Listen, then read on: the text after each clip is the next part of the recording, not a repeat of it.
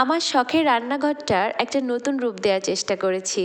আবার ভাববেন না বড় কোনো কন্টেন্ট ক্রিয়েটারদের মতো করে সাজিয়েছি, এই আমার সাধ্যের মতো যতটুকু পারি ততটুকুই করেছি। জানি না তোমাদের কেমন লাগবে, তবুও তোমাদের সাথে শেয়ার না করে কি থাকতে পারি। চলে এলাম আজ আবার একটা লং ভিডিও নিয়ে। হ্যালো এভরিওয়ান, কেমন আছো সবাই? আশা করি সবাই ভীষণ ভালো আছো, আমিও খুব ভালো আছি। তো ভিডিওর পুরোটা সময় জুড়ে থাকবো আজকে তোমাদের সাথে, তোমরাও আমার সাথে থেকো। তো ভিডিওর শুরুতেই আমার ওলকপি ঝিঙ্কু লাকায়া নাচটা দেখিয়ে নিলাম তোমাদের সাথে। হ্যাঁ, টিভি ছাড়লেই সে নাচতেই থাকে। তো এখন চলে এসেছি রান্নাঘরে। আজকে রান্না করব ফুলকপি। ওদিকে ওলকপি নাচছে আর এদিকে আমার ঘরে ফুলকপি রান্না হচ্ছে। তো তার জন্য দেখুন টমেটো কেটে নিচ্ছে এখানে, টমেটোর সাথে ফুলকপি দিয়ে আর হচ্ছে মাছ দিয়ে রান্না করব। ফুলকপি কিন্তু শীতের শুরুতেই অনেক বেশি ভালো লাগে, আর যত শীত চলে যায় তত যেন স্বাদটা হারিয়ে যায়।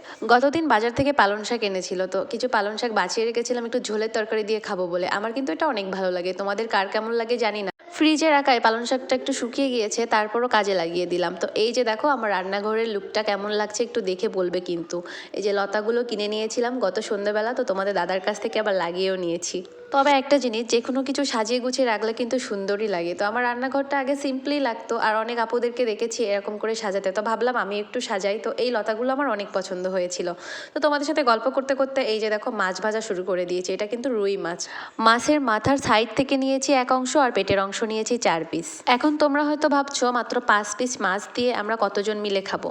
আসলে ব্যাপারটা এমন না, আমার ফ্যামিলি মেম্বার একদমই কম। কিছুদিন আগে দিদিভাই এসেছিল, মানে আমার বড় যা, তিনিও চলে গিয়েছে। এখন আবার যে কয়জন ছিলাম সেই কয়জনই। যে কয়জন বলতে আমি, আমার হাজবেন্ড আর আমার মেয়ে। তো তোমাদের দাদা আজকে বাইরে খাবে বলেছে, কারণ অফিসের কাজে একটু বাইরে যেতে হয়েছে, এই জন্য দুপুরের খাবারটা আজকে বাইরেই খাবে।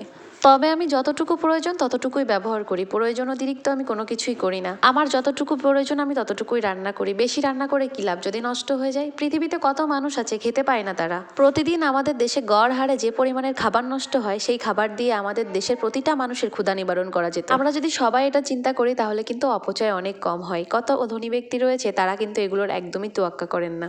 যাই হোক, আমার মাছ ভাজাটা কমপ্লিট। আমি এখন রান্না বসিয়ে দিয়েছি। কড়াইতে দিয়ে দিয়েছি তেল, আর দুটো মিডিয়াম সাইজের পেঁয়াজ কুচি কুচি করে কেটে নিয়েছিলাম, সেটা দিয়ে দিয়েছি তেলের মধ্যে। হালকা লবণ দিয়ে একটু নরম নরম করে ভেজে নিয়েছি, তারপর দিয়ে দিয়েছি হলুদ গুঁড়া। এরপর একটু নাড়াচাড়া করে দিয়ে দিলাম টমেটো ফালিগুলো। তো টমেটো ফালিগুলো দিয়ে আরেকটু হালকা নাড়াচাড়া করে ঢাকা দিয়ে দেবো। ঢাকা দেওয়ার পরে টমেটোটা একটু নরম হয়ে আসবে, মশলাটার সাথে বেশ মিশে যাবে। তো একটু জল দিয়ে নিয়েছি, তারপরে ঢাকনা সরিয়ে দেখলাম টমেটোটা বেশ নরম হয়ে গিয়েছে।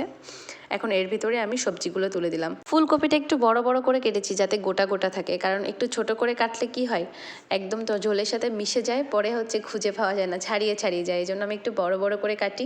এখন সবজি দিয়ে মশলার সাথে ভালো করে কষিয়ে নেব। একটা মজার ব্যাপার শেয়ার করি, আমার না তরকারি কষাতে অনেক বেশি ভালো লাগে। আর বিশেষ করে যেখান থেকে কন্টেন্ট তৈরি করছি সেখান থেকে তো কথাই নেই, তরকারি আরও বেশি বেশি কষানো হয়, কারণ তোমাদের সাথে এই কষানোর ভিডিওটাই শেয়ার করা হয়। কষানোর শেষে ঝোলের জন্য দিয়ে দিয়েছি জল। তো জল দিয়ে এবার ঢাকা দিয়ে দেবো যাতে আমার সবজিটা একটু সেদ্ধ হয়ে আসে। বেশি সেদ্ধ করা যাবে না, হালকা একটু সেদ্ধ হলেই ঢাকনা সরিয়ে মাছগুলো দিয়ে দিতে হবে। তো আমি মাছগুলো একটু ভেজে নিয়েছি কড়া করে।